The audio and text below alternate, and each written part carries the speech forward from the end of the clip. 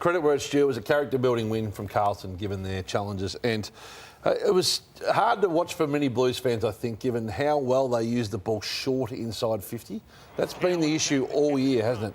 Sitting on Mackay and Cornes' heads and watching it rebound out. And look, it's amazing when circumstances makes you play differently. Yeah, no, it is, and it's credit to them and the leadership of Michael Voss and Patrick Cripps, who we're seeing there. I think you can do this for 1 week, Lordo. I think you can say, OK, maybe we're better off with Mackay and Cornes. I think that's rubbish. I think this works for 1 week against one of the poorer sides that we've seen ever in the last 3 years, and they've dropped away the Eagles. So I'm just not sure they get away with this level of personnel against the Saints this week, who are going pretty well. But sometimes, like, it might be like an Ed Richards gets an opportunity in the midfield and you say, OK, he's staying in there now because of an opportunity where Libba goes out, Richards goes in. Carlton could look at some things, and Brodie Kemp is one player that I just think hasn't been working. He's been thrown to the wolves as a backman.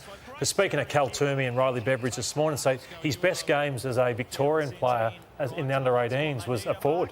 So I just wonder where, Jack Martin's failed them.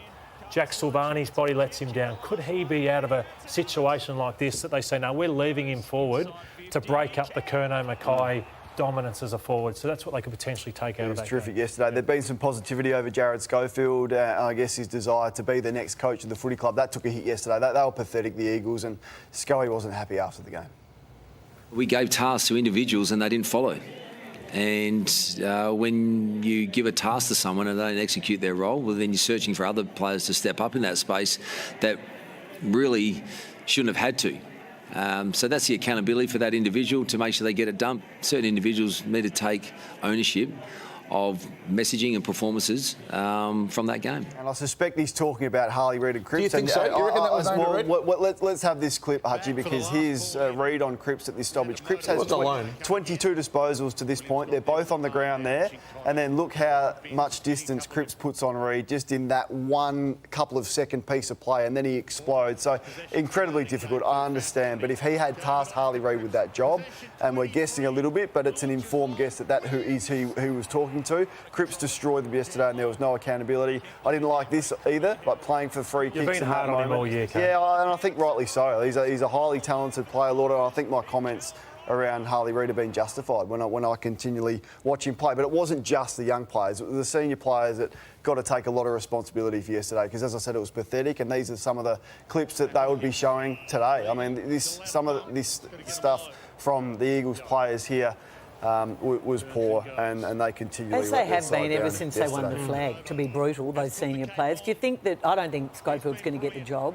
That knocked him around yesterday. Do you think once the season's over for Fremantle and Carlton, that guys like Jamie Graham and Ash Hansen might change their mind? I think a lot of them are just comfortable in their environments. I know Ash Hansen's happy in Melbourne.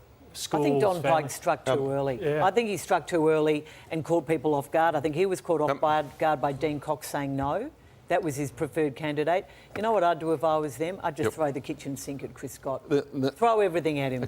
I know he's got 2 years to go on his contract. The old Eagles, the great brutal Eagles, would have done something like that. What about Longmire? Yes, both if he's won a contracted flag. and going nowhere.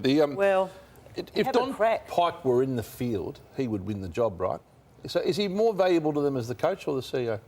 But he's not in the field. No, but if he were, if it was 12 months ago and he was being... He would win the job. Didn't know we dealt with hypotheticals on this show, Craig. Well, it does. If anyone else pulls out, I still think a lot of those guys that pulled out are in the mix, by the way. Yeah, I do too, and I think they went a bit early. There's no one else going for a new coach, so that's the way you take your time now. You say no to be attracted these days.